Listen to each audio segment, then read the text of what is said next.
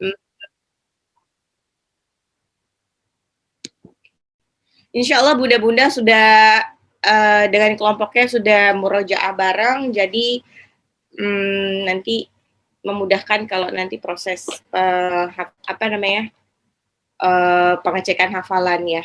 Insya Allah mungkin minggu depan atau seminggu lagi itu adalah pengecekan hafalan untuk surah Al-Baqarah.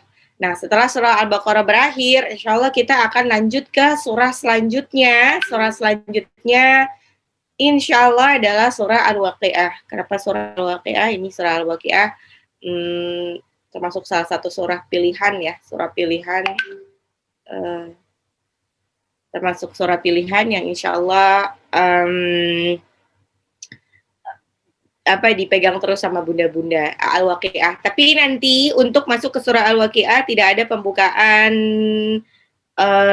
apa santri baru. Jadi santri ini aja. Santri Al-Baqarah aja. Jadi nggak ada pembukaan santri baru lagi. Oke, marilah kita buka pengajian hari ini dengan membaca suratul Fatihah, istighfar 3 kali, doa mau belajar, nanti lanjut ke murojaah Al-Baqarah ayat 1 sampai 10, 255, 285 dan 286 baru nanti Assalamualaikum. Waalaikumsalam. Al-Fatihah. A'udzu billahi minasy syaithanir rajim. Bismillahirrahmanirrahim. Alhamdulillahi rabbil alamin. Ar-Rahmanir-Rahim. Maliki yaumiddin. Iyyaka na'budu wa iyyaka nasta'in.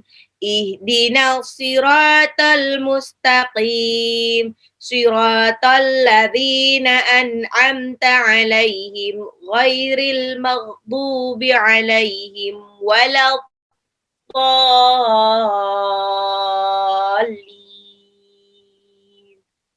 Astagfirullahaladzim. Rabbi zidni ilman nafi'a warzuqni fahman wasi'a. Insyaallah kita murajaah dulu surah Al-Baqarah ayat 1 sampai 10, 255 dan 285 dan 286. Bismillahirrahmanirrahim. Alif lam mim. Dzalikal kitabu la raiba fihi hudal lil muttaqin. Alladzina yu'minuna bil ghaibi wa yuqimuna as-salata wa mimma razaqnahum yunfiqun. Walladzina yu'minuna bima unzila ilaika wa ma unzila min qablik. Wabil akhirati hum yuqinun. Ulaika ala hudam mir rabbihim wa ulaika humul muflihun. Innal ladzina kafaru sawa'un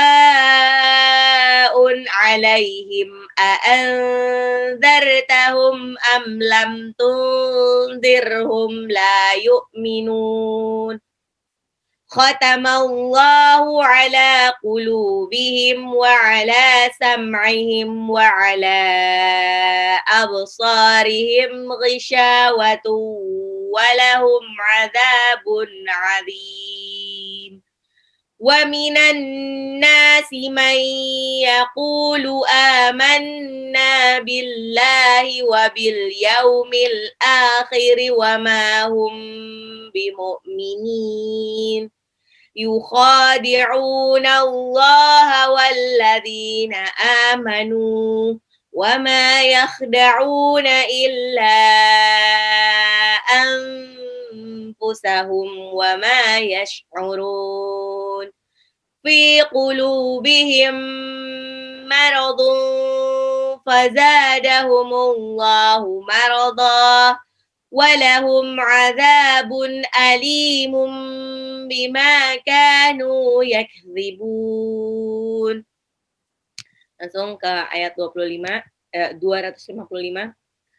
Allahu la ilaha illa huwal hayyul qayyum la ta'khudhuhu sinatun wala naum lahu ma fis samawati wa ma fil ardh man dzalladzi yashfa'u 'indahu illa bi'iznihi ya'lamu ma baina aydihim wa ma khalfahum wa la yuhituna bi syai'in min 'ilmihi illa bima syaa wasi'a kursiyyuhu samawati wal ardh wala ya'uduhu hifdhuhuma wa huwal aliyyul azim.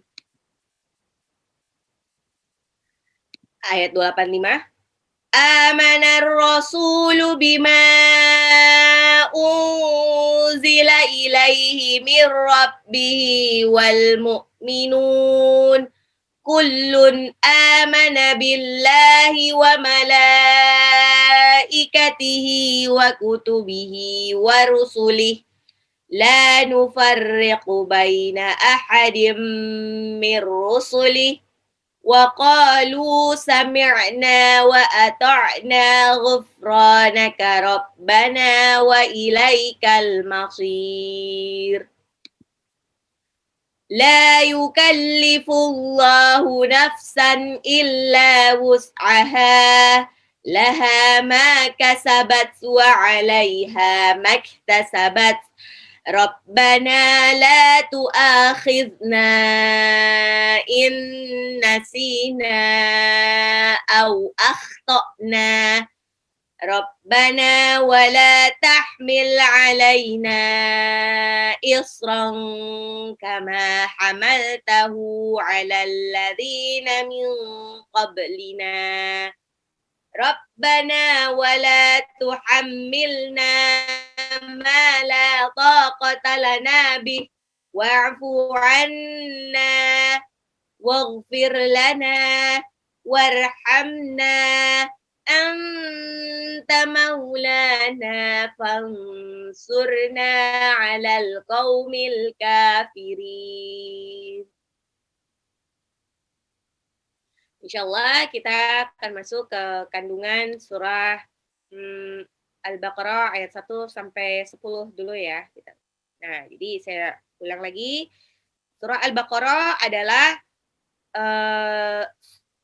surah kedua di dalam Al-Quran, terdiri dari 286 ayat. Ini merupakan surah terpanjang di dalam Al-Quran, termasuk surah Madinah. Panjang-panjang, sebagian besar ini adalah surah Madinah.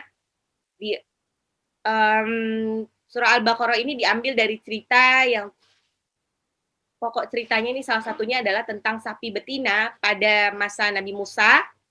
Ya, dan di dalam surah Al-Baqarah ini mengandung bermacam-macam hukum yang tidak terdapat di dalam surah lainnya. Jadi di dalam surah Al-Baqarah ini benar-benar selain banyak cerita juga banyak hukum-hukum yang ada di dalam Al-Quran, di dalam Islam ya. Dari tempo hari kita sudah belajar ada lebih dari 10 hukum yang ada yang dibahas di dalam surah Al-Baqarah.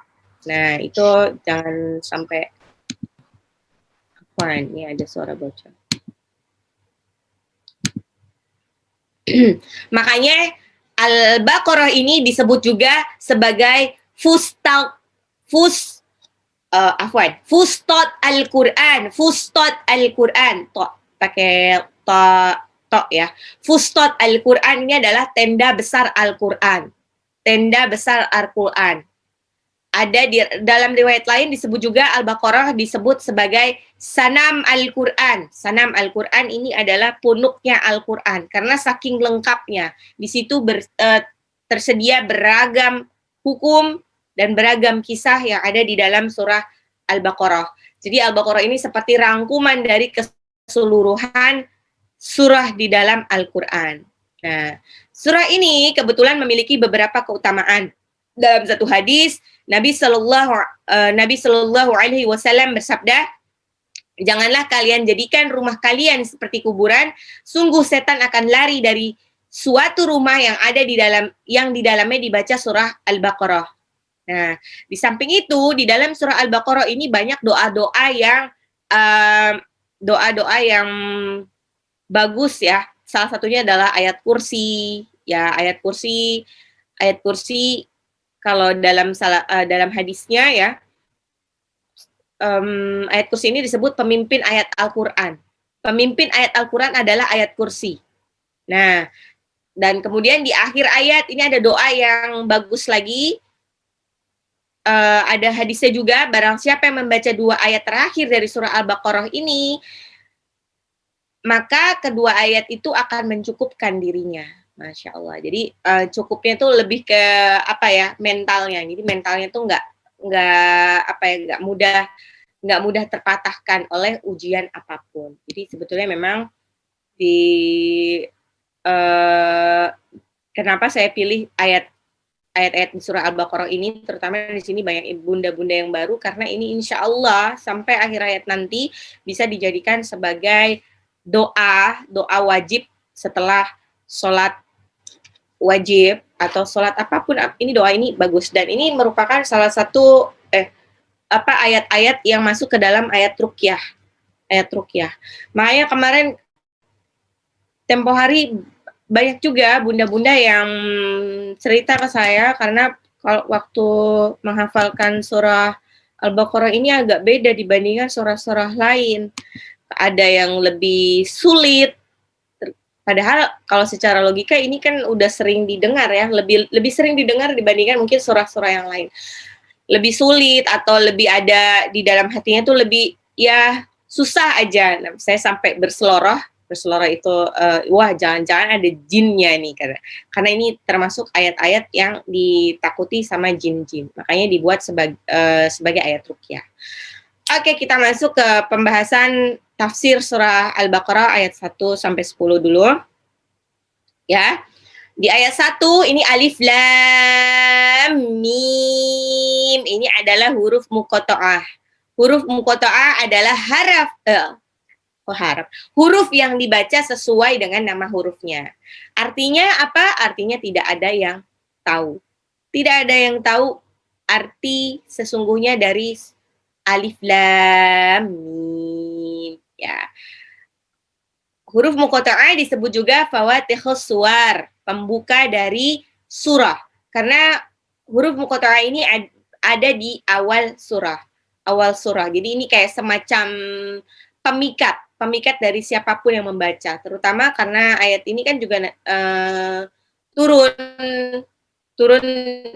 turun pada waktu zaman dahulu tuh syair sedang tren, orang-orang saling berlomba-lomba untuk bersyair, untuk mengarang syair-syair yang indah di dalam bahasa Arab. Nah, huruf-huruf muqatta'ah ini sebagai pemikat para penyair. Karena penyair itu mereka juga orang Arab, bisa berbahasa Arab, tapi mereka sama sekali tidak tahu apa maksud dari Allah menaruh kata-kata alif lam mim ini. Nah, ini juga sebagai pertanda bahwa sebetulnya alif lam mim surah Al-Baqarah ini adalah benar-benar wahyu dari Allah. Karena tidak ada satupun manusia yang tahu apa arti dari surah apa arti dari alif lam mim ini dan arti-arti dari huruf-huruf muqatta'ah lainnya. Oke, itu adalah huruf muqatta'ah. Jadi nanti kalau ada pertanyaan termasuk apakah ayat pertama dari surah Al-Baqarah itu adalah huruf muqatta'ah. Ya. Oke, di ayat kedua disebutkan dzalikal kitabu la raiba fih hudal lil muttaqin. Hudal lil muttaqin. Ingat di situ ada tanda wakaf titik 3 ya, boleh pilih di antara 2.3 itu ya. Kalau saya lebih pilih di fi. Ada juga yang pilih mungkin di raib. Nah, sama aja artinya, karena titik 3 itu menandakan bahwa dia kalau berhenti di salah satunya, itu tidak akan merusak arti, artinya sudah sempurna. Dzalika, itulah Alkitabu, kitab Al-Quran, la roiba, tidak ada keraguan, fihi, di dalamnya, hudal lil muttaqin, sebagai petunjuk bagi orang-orang yang bertakwa. Dalam At-Tafsir Al-Muyassar, ayat ini ditafsirkan bahwa inilah Al-Quran yang merupakan kitab yang agung. Tidak ada keraguan bahwa Al-Quran itu benar-benar berasal dari Allah. Tak satu pun dari orang-orang yang bertakwa yang boleh meragukan penjelasan dalam Al-Quran. Nah, nih, kalau bagi orang-orang yang bertakwa, Al-Quran ini memang benar-benar kitab suci yang tidak diragukan lagi otentisitasnya. Tidak lagi diragukan kebenaran pesan yang ada yang dikandung di dalam Al-Quran. Ini merupakan petunjuk manual book bagi orang-orang yang bertakwa dalam menjalani hidup ini. Bagi orang-orang yang bertakwa ya. Orang-orang bertakwa berarti orang-orang yang menjalankan perintah Allah dan menjauhi larangannya. Nah, kalau misal hati-hati. Nah, ini makanya kan kalau Bunda ingat di ada di surah ayat pertama surah Al-Kahfi. Alhamdulillahilladzi anzala ala 'abdihil kitaba wa lam yaj'al lahu 'iwaja. Segala puji bagi Allah yang telah menurunkan Al-Quran kepada hambanya sebagai manual book yang tidak akan membuatnya menjadi bengkok. Jadi siapapun yang menggunakan Al-Quran sebagai landasan hidup dunia akhirat tidak akan tersesat. Karena di dalam Al-Quran itu tidak hanya isinya tentang tauhid, tidak hanya tentang fikih, tentang ibadah-ibadah, tapi juga tentang ilmu-ilmu pengetahuan. Sains itu juga ada di dalam Al-Quran. Nah, hati-hati, semua yang ada di dalam Al-Quran, semuanya itu sami'na wa ta'na, apapun yang dalam Al-Quran harus Bunda pahami bahwa itu adalah kebenaran dari Allah. Apapun itu. Bunda jangan menjadi orang yang terdepan ikut menghina-hina Al-Quran. Jadi walaupun Bunda misalkan belum bisa kafah mengikuti semua yang ada di dalam Al-Quran, ya karena Allah pun tahu bahwa Al-Quran ini terlalu paripurna. Jadi orang kalau sudah berlandaskan Al-Quran ini insya Allah udah sempurna banget dah. Dan Allah Maha tahu bahwa tidak semua orang bisa mengikuti semua yang ada di dalam Al-Quran. Tapi yang paling penting adalah yang harus pertama ini lakukan adalah Bunda yakin dulu bahwa semua yang ada di dalam Al-Quran itu kebenaran. Kalaupun Bunda belum bisa melaksanakan apa yang ada di dalam Al-Quran, poin-poin tertentu yang ada di dalam Al-Quran, it's okay. Tapi tidak boleh bilang, itu mah udah nggak sesuai lagi, itu tidak relevan lagi di kehidupan sekarang, atau apalah gitu. Karena Bunda kebetulan belum bisa mengikuti apa yang ada dalam itu. Nih, beberapa ayat-ayat yang ada di dalam Al-Quran yang mungkin masih menjadi momok bagi bunda-bunda, misalkan ayat-ayat tentang poligami gitu. Poligami, apapun itu poligami ada di dalam Al-Quran. Bunda tidak boleh membantah bahwa bahwa poligami itu memang ada di dalam Al-Quran. Tapi saya sudah pernah cerita di beberapa di beberapa pertemuan sebelumnya bahwa untuk poligami itu susah banget, benar-benar susah. Bahkan kalau misalkan semua orang tahu bagaimana hukumannya kalau tidak bisa melaksanakan poligami dengan benar, itu mengerikan sekali bagi laki-laki.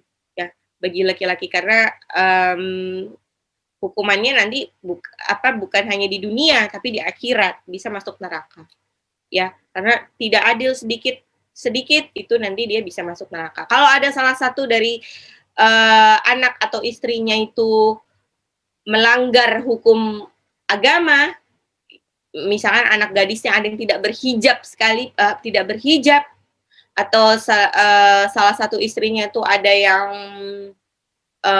melakukan dosanya mungkin dosanya sepele ya, tapi itu termasuk dosa, itu nanti yang masuk neraka duluan adalah tentu saja dari laki-laki. Karena laki-laki kan di surah At-Tahrim ayat 6 bertugas untuk menjaga anak dan istrinya dari api neraka. Tuh. Jadi benar-benar susah. Dan sebelum sampai ke tahapan untuk bisa poligami itu ada banyak hal yang mesti dilakukan oleh laki-laki. Laki-laki.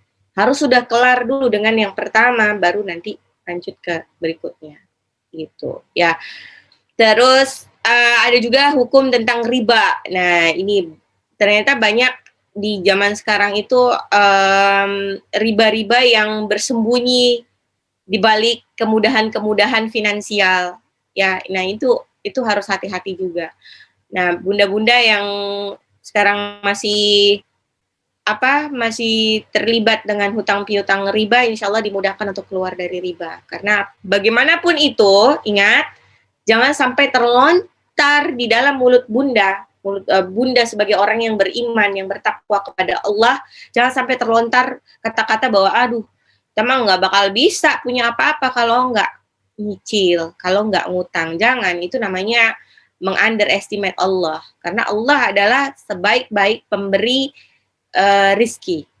Allah aslinya rezeki dari Allah itu cukup untuk kita. Cukup untuk hidup.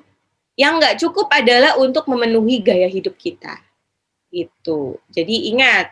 Jadi kalau misalkan bunda-bunda yang belum terperosok ke dalam riba, kuatkanlah diri bunda. Ya, jadi di dalam kita tuh tidak diperintahkan untuk wajib banget punya rumah. Wajib banget punya rumah sendiri. Yang diperintahkan kepada kita adalah untuk menjauhi riba. Ya, jadi kalau misalkan aduh, gimana? Nggak punya rumah, kalau nggak ngutang nggak punya rumah, itu nggak boleh ya. Yang belum terlibat riba, jangan berpikiran seperti itu. Kalau memang bunda sudah terlanjur, insya Allah dimudahkan untuk keluar dari riba ini. Insya Allah dimudahkan. Yang penting azam yang kuat dulu bahwa bunda akan keluar dari riba. Oke, ayat 3. Alladzina yu'minuna bil ghaibi wa yuqimuna as-salata wa mimma razaqnahum yunfiqun. Mereka yang beriman kepada yang gaib, mendirikan salat dan menafkahkan sebagian rezeki yang kami anugerahkan kepada mereka. Nah, di ayat ini dijelaskan bahwa ciri-ciri orang yang bertakwa adalah yang pertama, dia beriman kepada yang gaib. Beriman kepada yang gaib apa aja? Beriman kepada Allah, beriman kepada para malaikat, beriman kepada hari akhir, hari kiamat, dan beriman dia kepada qada dan qadar. Jadi semuanya itu harus diimani, gak cuma sekedar beriman kepada Allah. Yang kedua, ciri-ciri orang yang bertakwa adalah dia mendirikan sholat. Ingat, sholat ini adalah salah satu amalan yang akan amalan penting yang pertama kali dihisap sama Allah di padang mahsyar. Yang pertama kali dihisap itu adalah sholat. Sholatnya bunda yang dihisap. Jadi walaupun bunda nanti mau ibadah haji sampai ribuan kali, kalau nggak sholat, tetap aja nggak akan selamat dari siksa neraka. Kalau bunda melakukan amalan-amalan yang banyak itu tapi tidak melakukan sholat, maka bunda tidak akan selamat juga nanti di yaumil akhir. Sholat, ini kan makanya kenapa rukun Islam setelah bersyahadat yaitu melakukan sholat. Kalau dia tidak sholat ya berarti dia bukan muslim lagi. Walaupun dia katanya sudah bersyahadat, tidak muslim lagi karena yang dicek amalan yang pertama adalah sholat. Nah, sholat. Nah, makanya yang pertama kali harus bunda perbaiki adalah sholatnya dulu. Sholatnya dulu. Jadi emang mau nggak mau dalam keadaan apapun, dalam keadaan sesempit apapun, dalam keadaan sekarat sekalipun, usahakan bunda harus tetap sholat. Harus tetap sholat. Kalau nggak bisa sholatnya berdiri ya sholatnya sambil duduk. Nggak bisa sambil duduk ya sambil tiduran. Nggak bisa sampai tiduran juga masih payah. pakai gerakan apa namanya, dengan isyarat-isyarat aja. Makanya kalau orang-orang yang dalam keadaan sakaratul maut itu harus ditemenin, bener-bener harus ditemenin. Mau itu pakai, kalau COVID ya mungkin pakai video call, kalau enggak ya temenin langsung. Jadi lebih baik memang didampingi, karena menjelang detik-detik menjelang meninggal itu setan itu benar-benar lagi getol-getolnya supaya menjerumuskan dia masuk ke dalam neraka. Itu kayak terakhir nih sebelum tutup poin, si orang ini harus terpleset ke dalam neraka.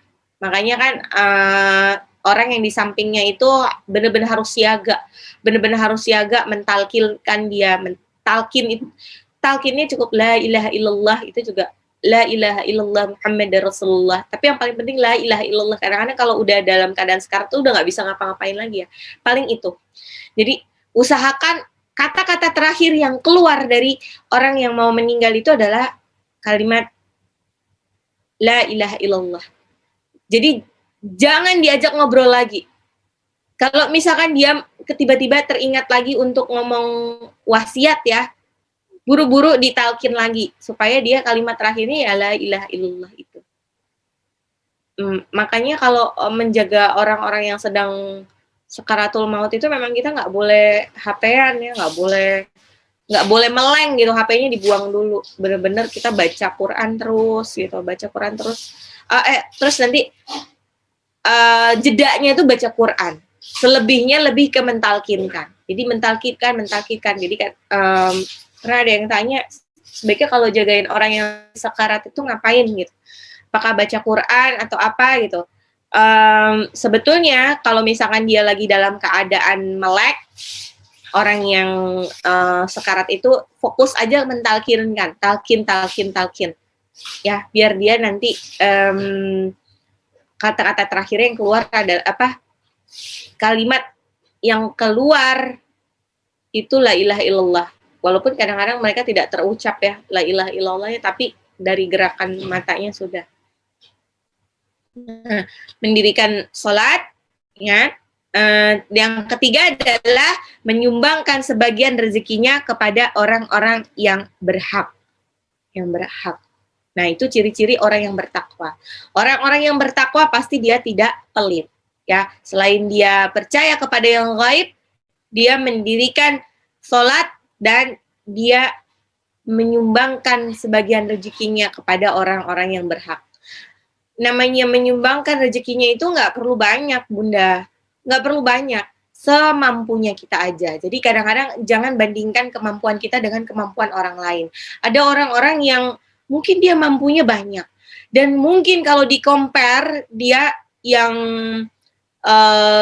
gajinya sampai ratusan juta menyumbang hanya 1 juta itu ya kecil gitu kan, kecil. Nah, bunda-bunda yang penghasilannya cuma 1 juta menyumbang hanya 50.000, ya alhamdulillah itu adalah sumbangan yang lebih besar kalau dipresentasikan gitu. Jadi jangan takut miskin kalau kita bersedekah, infak atau apapun. Karena sebetulnya waktu kita bersedekah, berinfak atau apalah itu namanya, itu kita tuh kayak nabung yang tabungannya itu akan diambil di yaumil akhir nanti. Jadi kalau misalkan tabungan duniawi Bunda itu cuma nyampe sampai dunia aja, nanti kalau Bunda meninggal tabungannya udah mungkin nanti akan diwariskan ke anak cucu, dan wallahu a'lam bishawab, apakah anak cucunya akan amanah atau tidak. Makanya banyak orang-orang kaya dunia, bahkan mereka yang kafir dan tidak mengenal agama, mereka memilih untuk menyumbangkan sebagian besar hartanya sebelum meninggal. Jadi anaknya tuh cuman disisain sedikit aja. Bahkan kayak semacam Bill Gates itu anaknya paling cuma disisakan 10% aja dari seluruh kekayaan yang mereka punya. Kenapa? Karena mereka tahu bahwa harta ini benar-benar bisa jadi sumber malapetaka bagi anak keturunannya. Nah, makanya bunda-bunda sekarang yang sibuk mengumpulkan harta, menabung getol banget menabung untuk hari tua. Untuk hari tua nih mesti dipikirkan juga ini ya, bahwa insya Allah anak cucu kita itu akan dijamin sama Allah, Jadi kalau kita mau menabung itu lebih ke niatnya adalah supaya kita tuh tidak bermegah-megahan, karena bermegah-megahan itu kan memang dilarang sama Allah kan, dilarang di dalam Islam itu dilarang bermegah-megahan, karena setiap uang yang kita keluarkan itu akan dimintai pertanggungjawabannya sama Allah gitu. Jadi kalau misalkan kita nabung lebih ke saya mesti nabung karena kebutuhan saya sudah tercukupi dan saya tidak mau bingung nanti ditanya sama Allah kalau beli ini, beli itu, tapi saya nggak tahu ini gunanya untuk apa gitu. Lebih ke itu aja sebetulnya. Lebih ke saya nabung karena semua kebutuhan sudah tercukupi dan insya Allah nanti mungkin dengan tabungan ini suatu hari akan berguna. Atau dengan tabungan ini suatu hari saya bisa membantu orang. Lebih ke fokusnya seperti itu. Jadi fokusnya tuh bukan seperti orang-orang zaman sekarang ya, yang lebih nanti pokoknya usia anak 20 tahun harus punya uang 100 juta buat biaya kuliah atau apa, itu nggak boleh yang terlalu menghitung-hitung itu. Ingat, ada di surah Al-Humazah, wailul likulli humazatil lumazah alladzi jama'a malan wa 'addadah. Alladzi jama'a malan wa 'addadah. Celakalah bagi orang-orang yang mengumpat dan mengolok-olok, ya, terus dan orang-orang yang mengumpulkan harta dan menghitung-hitungnya. Mengumpulkan harta dan menghitung-hitungnya ini mirip seperti apa yang dilakukan oleh para ahli financial consultant atau ahli manajer investor atau lain-lain. Nah itu jadi sebetulnya kalau di dalam Islam tuh kita nggak boleh mengumpulkan harta dan menghitung-hitungnya. Kenapa nggak boleh? Karena nanti biasanya orang-orang yang mengumpulkan harta dan menghitung-hitungnya itu lebih ke targeting jadinya tuh jadi susah dia untuk mengeluarkan uang. Jadi ketitil dikit tuh nggak bisa kan. Aduh janganlah ini diambil dikit karena nanti aku kurang karena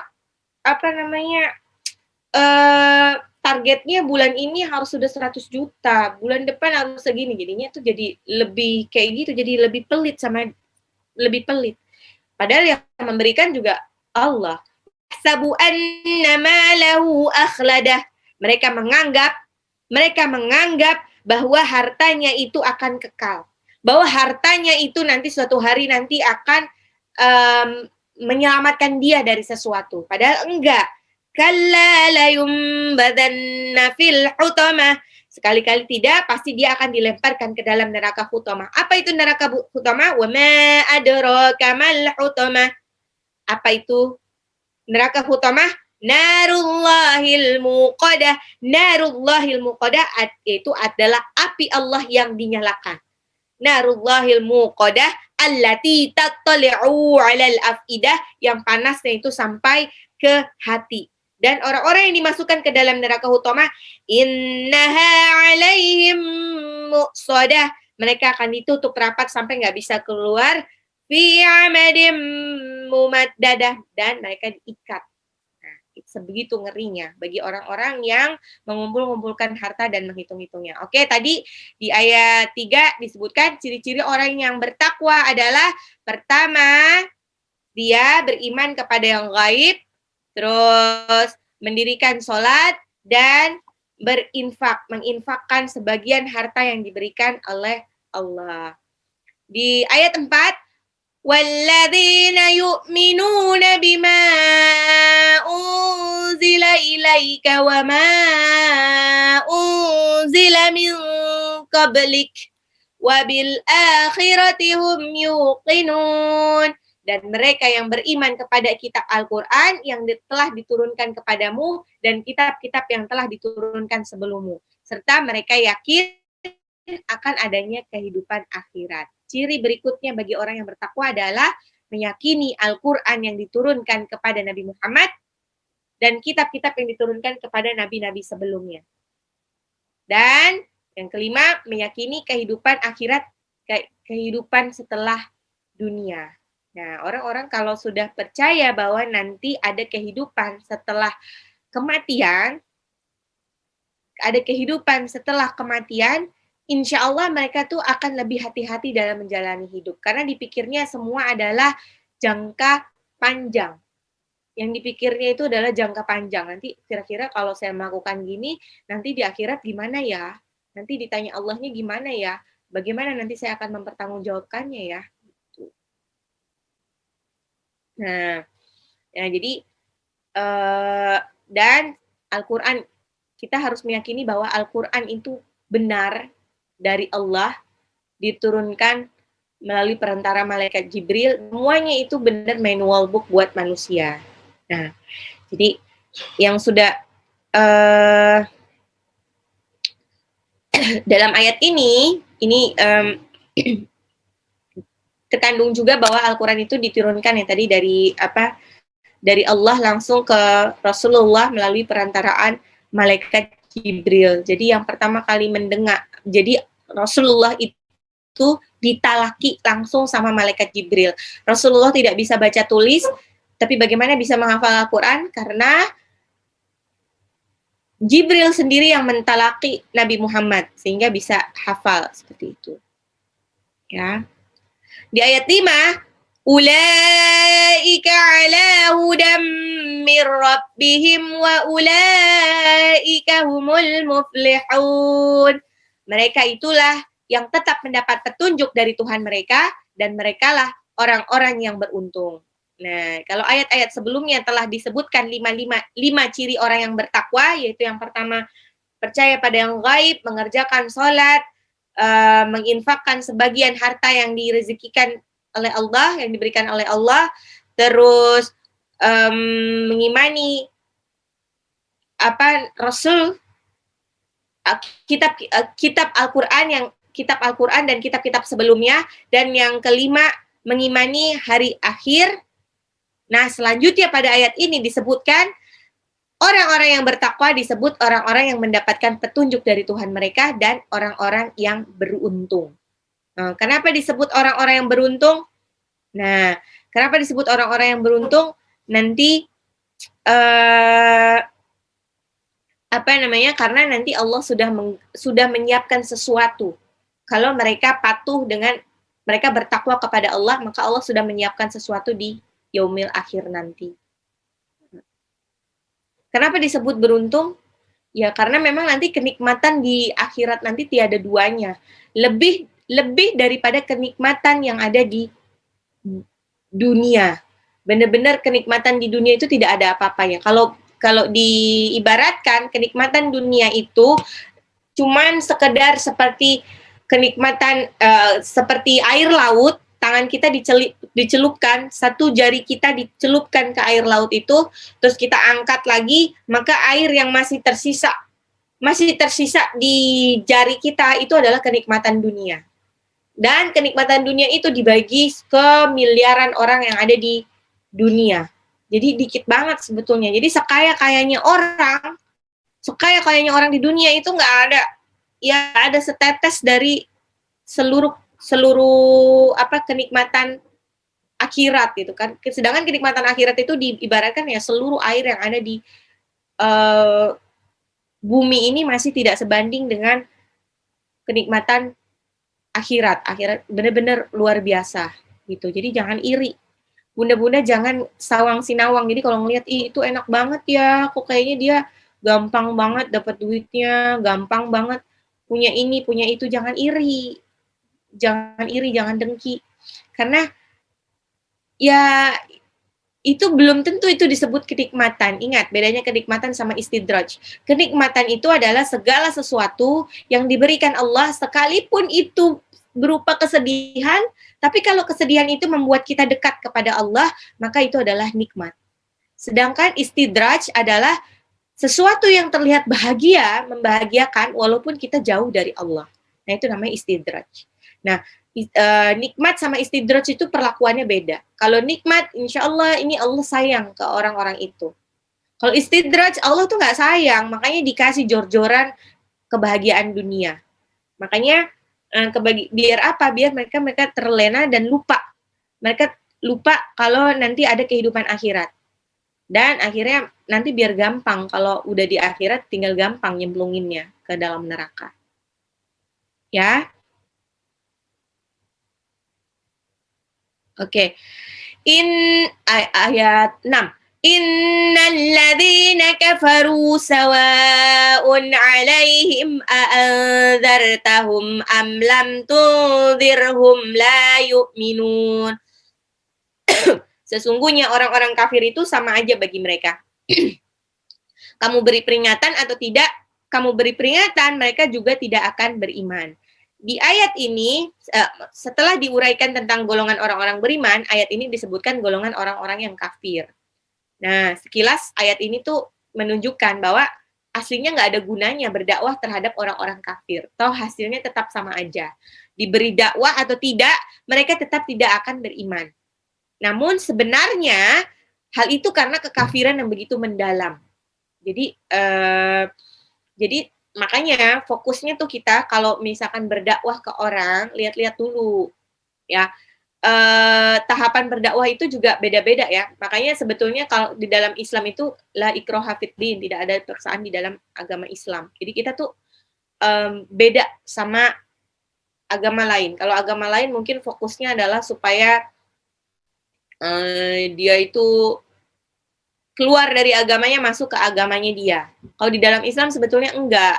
Kenapa? Karena ini sebetulnya udah dikasih wanti-wanti bahwa dakwah di dalam Islam itu yang benar adalah dakwah dengan perbuatan kita. Bukan dakwah cuman ngemeng doang, cuman ngomong doang. Misalnya ngomong, kamu harus begini loh, ini nanti kamu gini loh, bisa masuk neraka. Nah, kalau kita berdakwah seperti itu, tapi kita tidak mencerminkan apa yang seharusnya, itu orang lain juga tidak akan masuk dengan dakwah kita gitu. Jadi makanya kalau orang yang sudah punya agama, kita tuh nggak boleh yang berdakwah secara verbal frontal gitu, apalagi sampai main debat-debatan kalau kita tidak punya ilmunya.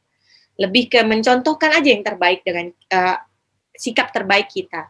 Kayak sikap terbaik umat Islam itu apa? Bertetangga, walaupun tetangganya itu dia bukan Muslim, tetap hak-hak bertetangga itu di dalam Islam dilindungi.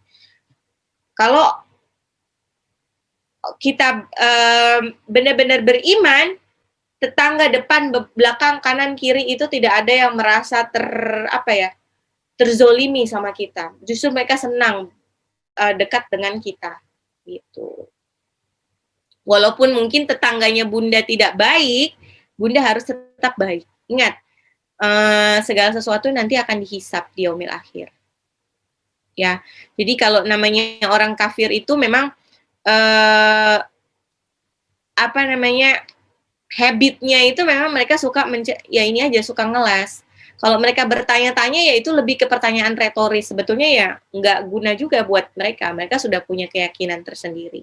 Ya, jadi innal ladzina kafaru sawa'un 'alaihim a'andzartahum am lam tunzirhum la yu'minun. Ayat 7, khatamallahu ala qulubihim wa ala sam'ihim wa ala absarihim ghishawatu wa lahum 'adzabun 'adzim. Allah telah mengunci mati hati dan pendengaran mereka, dan penglihatan mereka ditutup bagi mereka siksa yang amat berat. Jadi kalau orang udah terlalu banyak berbuat maksiat, agak susah untuk menerima kebenaran karena hatinya sudah mengeras. Makanya kenapa di dalam di grup kita itu habitnya dibangun sedemikian rupa supaya kita lebih dekat sama Al-Qur'an. Supaya apa? Supaya semakin dekat dengan Al-Qur'an, insya Allah hati kita melembut. Jadi kebenaran apapun itu akan lebih mudah terserap oleh kita. Kita lebih mudah untuk menerima dakwah dibanding. Nah, makanya beda cara berdakwah orang-orang yang sudah ngaji sama yang belum ngaji sama sekali. Bunda walaupun sayang dengan keluarga Bunda, ini perlu ada tahapan dalam berdakwah. Nggak boleh langsung, kalau dia nggak pernah ngaji sama sekali ya jangan langsung dicokolin sesuatu yang berat-berat. Yang standar-standar dulu, standar-standar tapi itu ada di dalam kita. Misalkan makan dengan tangan kanan, itu sepele kan. Makan dan minum sambil duduk itu sepele, tapi itu lebih mudah untuk dijalankan dulu. Kalau udah baru yang lain-lain. Gitu. Ayat 8, wa minan nasi man yaqulu amanna bil afwan wa minan nasi man yaqulu amanna billahi wa bil yaumil akhir wa ma hum bimu'minin. Di antara manusia ada yang mengatakan kami beriman kepada Allah dan hari kemudian, namun mereka itu sesungguhnya bukan orang-orang yang beriman. Mereka cuman orang-orang yang lip service aja. Makanya banyak ya di sosial media tiba-tiba ada orang yang kita anggap mereka sebetulnya termasuk cendekiawan Muslim, tapi ucapannya tidak menggambarkan bahwa dia menggunakan Al-Quran dan hadis sebagai panduan hidupnya. Justru mereka banyak yang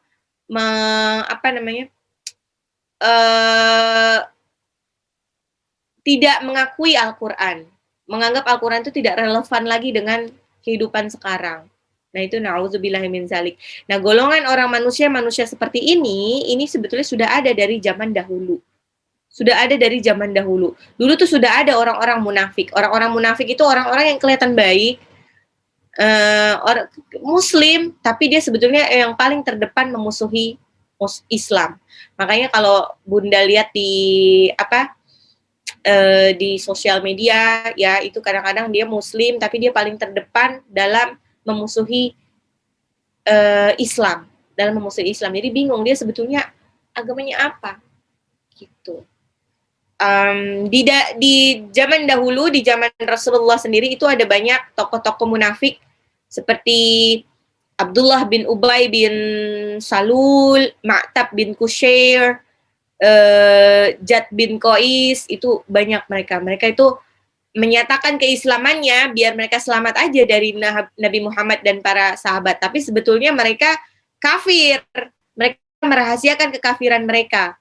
Nah, kebanyakan orang-orang yang zaman dahulu, orang-orang yang yang menutupi kekafirannya ini adalah kebanyakan dari kaum Yahudi. Jadi Yahudi ini emang dari dulu udah terkenal sebagai orang munafik. Nggak bisa kita mengadakan perjanjian dengan kaum Yahudi. Yahudi itu ya udah seorang yang nggak bisa dipegang omongannya. Jadi makanya kalau misalkan ada kejadian di Palestina ada gencatan senjata dari Yahudi, gencatan senjata, terus tiba-tiba Yahudinya itu mengingkari apa yang sudah tertulis di perjanjian, itu bukan hal yang aneh lagi karena emang sudah habitnya seperti itu. Ya. Ayat 9, yukhadi'una Allah walladzina amanu wa ma yakhda'una illa anfusahum wa ma yash'urun. Mereka hendak menipu Allah dan orang-orang yang beriman, padahal mereka hanya menipu diri sendiri, namun mereka tidak menyadarinya. Ya. Jadi kebanyakan orang-orang munafik itu kesannya menipu orang-orang beriman, padahal sebetulnya dia nanti menipu diri dia sendiri.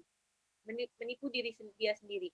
Ya, maksudnya dia pura-pura sebagai orang alim, tapi dia sebetulnya menjelekkan Islam dengan segala cara, akhirnya nanti yang rugi dia sendiri.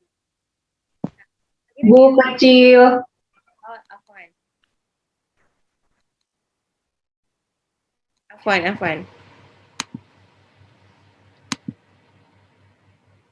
Oke. Ayat 10. Fi qulubihim maradun fazadahumullahu marada walahum adzabun alimun bima kanu yakdzibun. Dalam hati mereka terdapat penyakit, lantas Allah menambah penyakit mereka. Bagi mereka siksa yang menyakitkan disebabkan mereka berdusta. Nah, ini ayat ini menjelaskan penyebab. Hah?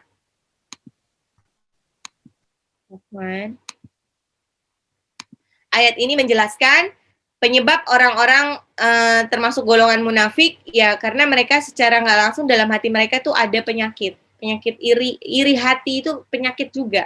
Kita kalau kebanyakan iri sama orang akhirnya kita jadi sakit juga. Kebanyakan ngeliatin orang terus iri itu bisa timbul penyakit juga ke kita. Jadi kita lebih mudah untuk apa ya? Jadi ya gimana sih kalau kita sudah dihinggapi oleh rasa iri, semua yang dia lakukan tuh jadi bikin kemerungsung buat kita. Jadi dia dapat kebahagiaan, kita yang kemerungsung, kita yang kayaknya kesel banget gitu. Akhirnya kitanya sendiri yang sakit secara psikis dan kita jadi lebih mudah marah-marah terus akhirnya lama-lama kita malah jadi melakukan dosa. Dosanya karena saking irinya kita melakukan apalah, melukai dia atau kita mungkin melakukan maksiat mencuri atau apa yang bisa biar kita bisa sama dengan orang itu. Nah, itu kan jadi menambah sakit kita sendiri. Jadi, itulah dia penyakit iri, dengki, penyakit hati ini adalah sumber dari segala penyakit. Penyakit fisik ini bisa disebabkan dari penyakit psikis gitu. Jadi bunda-bunda yang yang punya penyakit mah ya terutama ya, ini kebanyakan di kambuh itu justru gara-gara pikiran. Jadi kalau pikiran kita udah nggak ini, itu jadi bikin kita lebih mudah sakit. Nah ini juga nih, orang-orang yang udah pernah ngerasain COVID, itu kadang-kadang, makanya saya waktu kemarin sakit itu emang nggak buka handphone banget, jadi males banget balesin chat, karena itu kan yang diserang fisik banget ya, organ dalam, dan itu berpengaruh ke psikis juga. Jadi kalau ada satu berita yang buruk dikit itu udah bikin hatinya tuh udah jadi sedih gitu. Apalagi kemarin sepanjang saya sakit, qadarullahnya banyak orang-orang sekitar saya tuh yang kenalan di situ, terutama di yang masuk ke kontak saya itu yang meninggal dan sebagainya, itu jadi bikin drop juga. Jadi saya udah males deh dengerin itu. Gitu. Oke, kita masuk ke ayat 255. Allahu la ilaha illa huwal hayyul qayyum la ta'khudhuhu sinatun wa la nawm lahu ma fis samawati wa ma fil ard man dhal ladzi yashfa'u 'indahu illa bi idhnihi ya'lamu ma baina aydihim wa ma khalfahum ولا يحيطون بشيء من علمه إلا بما شاء وسع كرسيه السماوات والأرض ولا يؤوده حفظهما وهو العلي العظيم. Allah tidak ada Tuhan selain Dia yang maha hidup, yang terus-menerus mengurus makhluknya, tidak mengantuk dan tidak tidur. Miliknya apa yang ada di langit dan apa yang ada di bumi. Tidak ada yang dapat memberi syafaat di sisinya tanpa izin Allah. Dan Allah mengetahui apa yang di hadapan mereka, apa yang di belakang mereka. Dan mereka tidak mengetahui sesuatu apapun tentang ilmunya, melainkan apa yang Dia kehendaki. Kursinya, kekuasaannya meliputi langit dan bumi. Dan Dia tidak merasa berat memelihara keduanya, dan Dia maha tinggi dan maha besar. Nah, di sini disebutkan ini penghabaan kepada Allah Subhanahu wa taala, menyebutkan bahwa tidak ada Tuhan selain Dia, hanya Allah lah zat yang patut disembah, dan hanya Allah lah tempat meminta pertolongan. Hanya Allah lah yang maha abadi, yang paling abadi, ya. Allah yang mengatur segala urusan makhluknya tanpa ada kelalaian sedikit pun. Allah tidak pernah mengantuk, Allah tidak pernah kehilangan kesadarannya, dan Allah yang selalu mengurus dan memelihara makhluknya dengan baik. Terus Allah yang memberikan pertolongan, segala sesuatu itu dari Allah. Nah, Allah yang mengetahui apa yang ada di depan kita, apa yang di belakang kita, semuanya Allah mengetahui. Makanya kadang-kadang kita tuh suka menganggap kalau diberi ujian tuh suka mikir, ini kenapa ya kita diberikan ujian seperti ini gitu, terus berikan ujian seperti ini, terus uh, suka nganggapnya tuh, oh ini Allah tidak adil, apalagi ya Allah, kemarin itu saya dapat cerita, jadi itu ada satu orang dari satu keluarga, ini yang survive dari COVID itu cuma suaminya doang. Pagi-pagi suaminya itu menguburkan istrinya. Siangan dikit, 2 anaknya dikuburin sama dia. Sampai kalimat yang pertama dia ucapkan kalau pas waktu teman-temannya itu apa ya, maksudnya membesarkan hati dia bilangnya Allah tidak adil. Allah tidak adil, dia bilangnya seperti itu. Bayangkan dalam satu waktu dia harus kehilangan seluruh anggota keluarga dia yang tersisa. Apakah benar Allah tidak adil? Nah, ini Allah tuh maha adil. Insya Allah Allah tuh tahu yang terbaik untuk dia. Wallahu a'lam bishawab. Apa kebaikan yang Allah sudah persiapkan untuk kita? Kadang-kadang kita nggak akan bisa memahami kalau waktu kita masih diuji. Waktu masih diuji kita nggak akan paham. Kenapa kita diuji seperti itu? Allah tidak adil, Allah gini. Tapi by the time, seiring dengan perjalanan waktu, insya Allah kita tuh pasti tahu, oh ngerti kenapa kita diberi cobaan waktu itu. Ternyata kita akan sampai ke titik ini. Gitu. Coba deh Bunda inget-inget lagi flashback cobaan-cobaan terbesar yang dulu pernah Bunda rasakan. Kalau saya kadang-kadang suka flashback ya, ujian-ujian besar yang pernah saya alami dulu. Dulu tuh rasanya saya tidak akan bisa kuat untuk keluar dari ujian itu. Nggak akan bisa kuat, nggak bisa.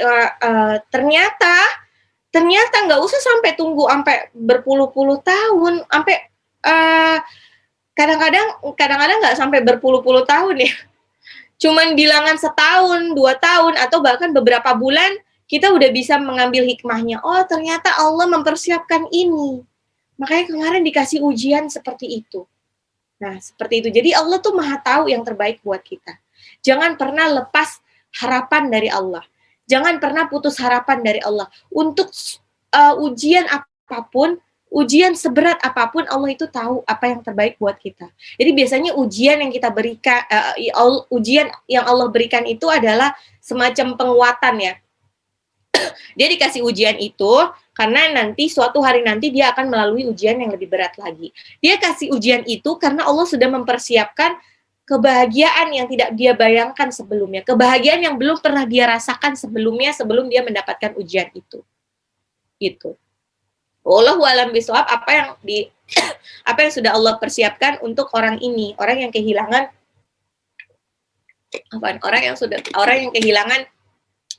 seluruh anggota keluarganya karena COVID dalam satu waktu. Dia pun baru kelar sakit, tapi kemudian dia harus menguburkan seluruh anggota keluarganya dalam satu hari. Itu benar-benar sakit yang sesakit-sakitnya, pedih yang sepedih-pedihnya. Tapi kita nggak tahu nanti apa yang sudah Allah persiapkan untuk dia.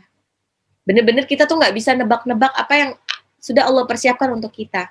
Makanya bunda-bunda yang sekarang sedang diuji itu pikirnya nggak usah kejauhan. Pikirnya sekarang aja. Pikirnya maksudnya ya Allah diberi ujian ini ikhlas aja. Insya Allah ikhlas aja. Berusaha untuk ikhlas walaupun berat.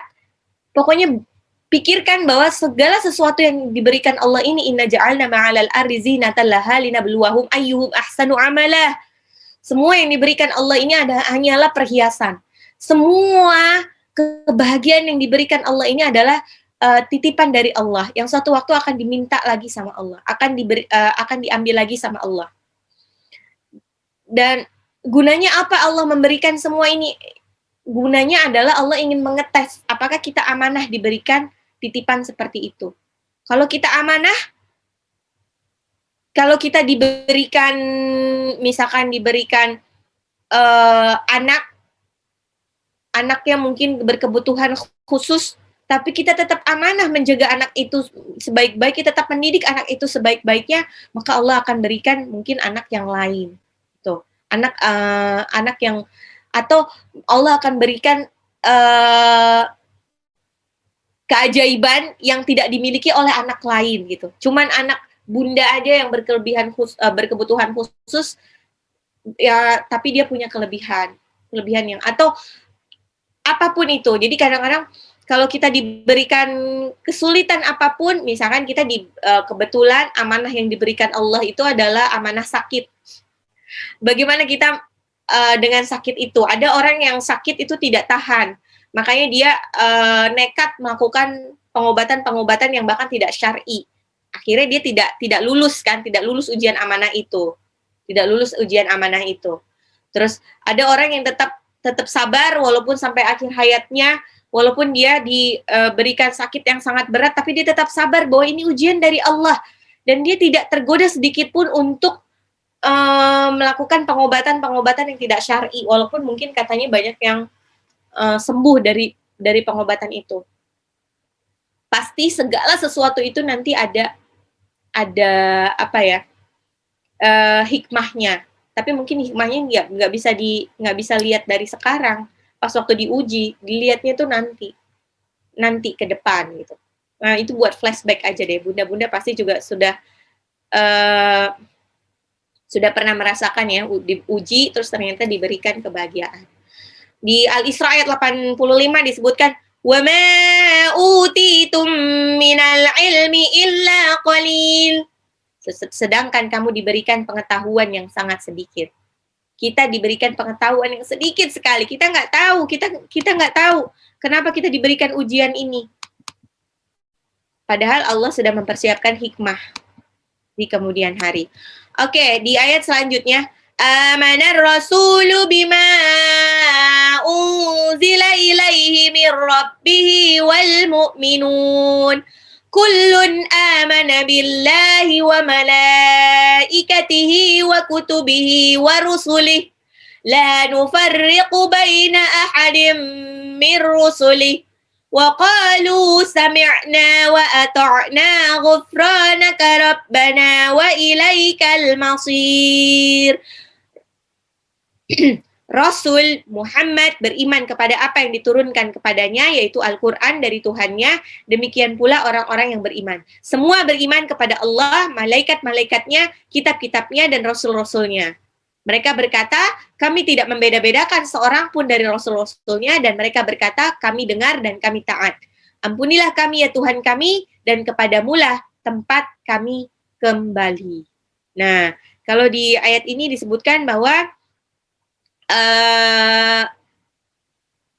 kita disuruh untuk mengimani tidak hanya Rasulullah Shallallahu Alaihi Wasallam, tapi kita juga harus mengimani Nabi dan Rasul sebelumnya, juga kitab-kitab yang dibawanya. Jadi lebih ke, tapi ujungnya sebetulnya kalau kita mengimani, karena di kitab-kitab sebelumnya pun sudah dituliskan bahwa khotamu alan Nabi, penutup dari para Nabi adalah Rasulullah SAW. Penyempurna dari agama adalah Islam di dalam kitab Al-Quran. Jadi sebetulnya tidak ada apa ya, tidak ada misalkan,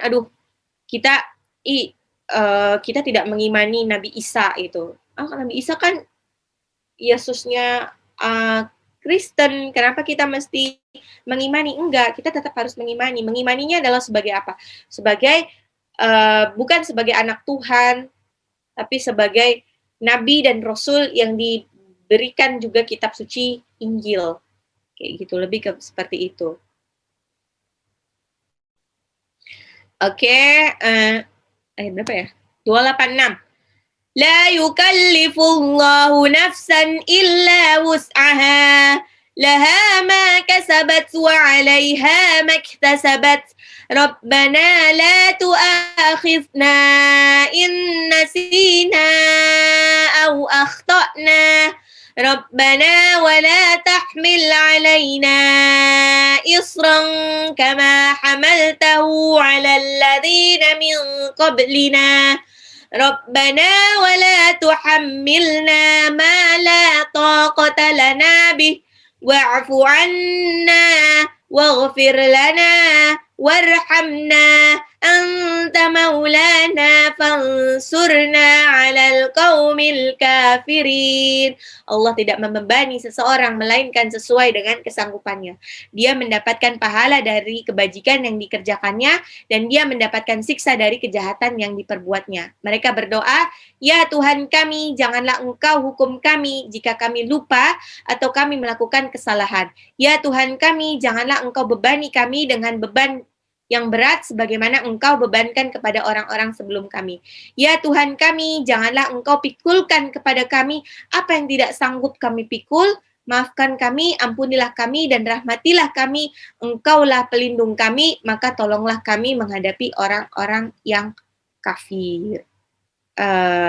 Jadi di sini dijelaskan bahwa sesungguhnya manusia itu diberikan beban oleh Allah sesuai dengan kesanggupannya. Mereka diberikan pahala lebih dari yang telah diusahakannya dan mendapatkan siksa seimbang dengan kejahatan yang telah dilakukannya. Jadi benar-benar Allah tidak akan membebani seseorang di luar kemampuan hambanya. Jadi kalau Bunda sedang diberikan ujian seperti itu, seberat apapun itu Allah tahu bahwa Bunda mampu memikulnya. Mungkin ujian yang Bunda terima, yang Bunda alami itu tidak akan mampu saya pikul ya. Kalau ujian itu diberikan kepada saya tidak akan bisa memikulnya. Tapi kalau ujian yang diberikan Allah kepada saya diberikan kepada Bunda, pasti Bunda tidak akan sanggup untuk memikulnya. Jadi semua itu diberikan sesuai dengan porsinya. Benar-benar sesuai dengan porsinya. Terus di hikmah dari ayat ini juga disebutkan bahwa agama Islam itu adalah agama yang tidak membebani manusia dengan beban yang berat. Intinya agama Islam itu adalah mudah. Ada di surah Al-Hajj ayat 78, "Wa ma ja'ala 'alaikum fid dini min haraj." Dan dia tidak menjadikan kesukaran untukmu dalam beragama. Ya, Allah tahu kok apa yang di dalam Al-Quran itu semuanya walaupun itu banyak, untuk bisa kafah itu memang butuh proses. Jadi kita nggak usah terlalu merasa terbebani, aduh saya belum bisa ini, nggak apa-apa, by the time insya Allah. Karena Allah di surah An-Nisa ayat 28 disebutkan yuridullahu ay yukhaffifa ankum wa khuliqal insanu dha'ifa. Allah hendak memberikan keringanan kepadamu karena manusia diciptakan bersifat lemah. Terus di surah Al-Baqarah juga ayat 185 disebutkan yuridullahu bikumul yusra wa la yuridu bikumul usra. Allah menghendaki kemudahan bagimu dan tidak menghendaki kesukaran bagimu. Jadi semuanya itu sudah insya Allah sudah sesuai dengan porsinya.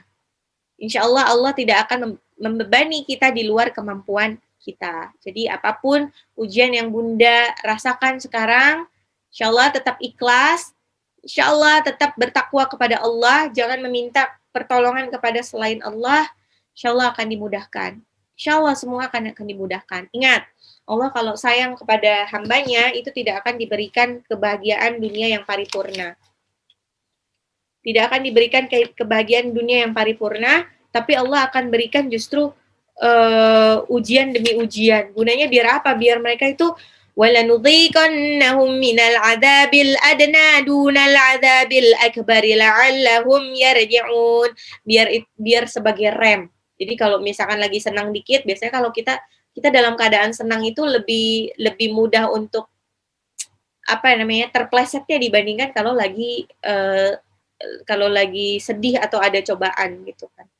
Kalau lagi senang mungkin tidak ada yang salah dengan hidup kita, duit banyak, anak sehat, suami baik dan lain-lainnya, tetangga baik, mertua baik, itu doanya biasanya asal aja, yang penting sholat gitu. Tapi kalau kita banyak masalah kan doanya sampai nangis-nangis. Nah itu yang Allah inginkan sebetulnya. Itu biar jadi rem dan itu juga bisa jadi penambah pahala kita. Jadi apapun ujian yang bunda-bunda rasakan, insya Allah nikmati saja. Ya, insya Allah Allah tidak akan memberikan ujian di luar kemampuan hambanya. Dan ujian setiap orang itu beda-beda. Ada yang diberikan ujian dari anaknya yang sakit atau berkebutuhan khusus, ya. Ada yang diberikan ujian dari pasangan hidupnya, ada yang diberikan ujian dari mertuanya, diberikan ujian dari saudaranya, iparnya, diberikan ujian dari tetangganya, semuanya diberikan ujian. Atau ada yang hidupnya baik-baik saja, tapi kebetulan diberikan ujian masalah ekonomi.